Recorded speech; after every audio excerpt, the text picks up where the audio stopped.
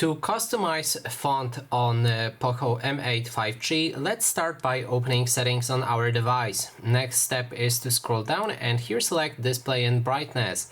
After that we can scroll down again but to the bottom and right here find the font settings. If you enter it, then you can switch your font style between default, MI Sans, or there's plenty of different fonts that you've downloaded right here. I will show you how to download different fonts at the end. Then you can adjust the font size using this slider right here, and you can also change the boldness of the font right here. Now to get additional font options like this one right here, you will need to click on those three dots.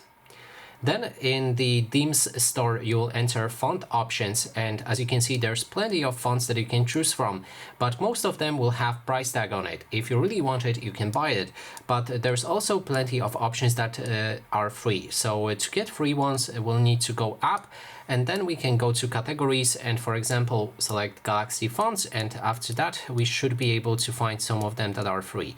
If not here, then try any other font style. For example, this one is free, we can download it and then use it. It should show up right here. And that is basically everything. Thanks so much for watching, and if you like this video please consider subscribing.